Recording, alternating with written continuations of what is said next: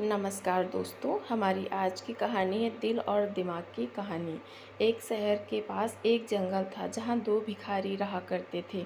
क्योंकि उनके पास रहने के लिए कोई घर नहीं था, इसलिए जंगल को ही उन्होंने अपना घर बना लिया था।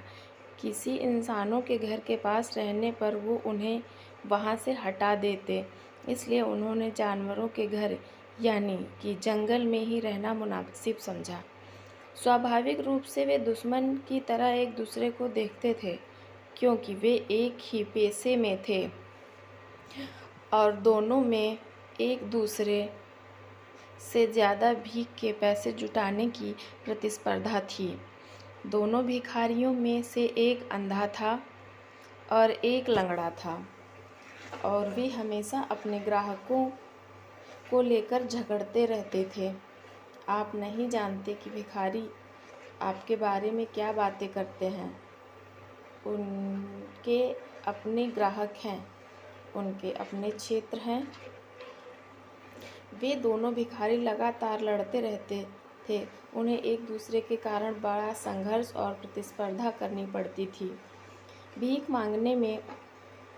इसलिए वो दोनों भिखारी सालों से दुश्मन थे। ये दुश्मनी ऐसे ही चलती रहती, लेकिन एक दिन जंगल में आग लग गई। अंधा भिखारी चलने और दौड़ने में पूरी तरह सक्षम था, लेकिन यह उसके लिए खतरनाक था, कारण वह देख नहीं पा रहा था कि वह सही दिशा में जा रहा है या नहीं। लंगड़ा आदमी सब देख तो सकता था, लेकिन अपने आप नहीं चल सकता था। वो आग को तेजी से अपनी तरफ बढ़ते हुए देख रहा था, लेकिन बेबस था, वहाँ से हिल नहीं पा रहा था। आग इतनी तेजी से फैल रही थी और हवाएं भी तेज थीं, लेकिन वह देख सकता था कि अभी भी बाहर निकलने की संभावना थी। कुछ स्थान ऐसे थे जहाँ आग अभी तक नहीं पहुँची थी, लेकिन जल्द ही आग वहां पहुंच सकती थी। जल्द ही वे हर तरफ से आग से घिर जाएंगे। वे दोनों अपना सारा विरोध प्रतिस्पर्धा भूल गए। यह लंगड़े का समय नहीं था, यह एक होने का समय था। और उस अंधे ने लंगड़े को अपने कंधे पर बिठा लिया और वे एक शरीर एक काम करने वाले लगे। अब उनकी आंखें थीं और उनके दोनों पैर थे।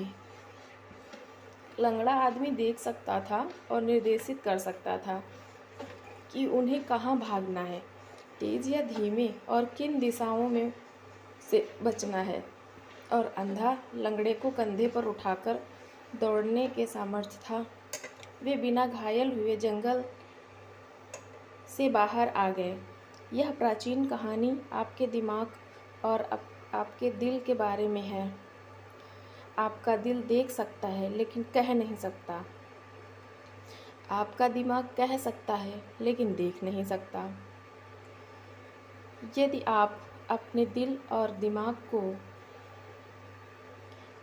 अपने प्रेम और तर्क को करीब लाने में सक्षम हैं, अपने अनुभव और व्यक्तिगत को करीब लाने में सक्षम हैं, तो शायद मन भी कुछ महत्वपूर्ण कर सकता है।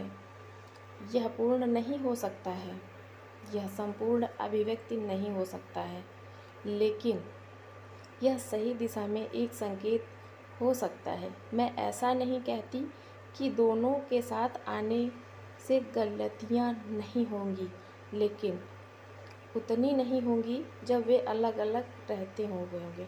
नमस्कार दोस्तों, आशा करती हूँ हमारी कहानी आपको पसंद आई होगी।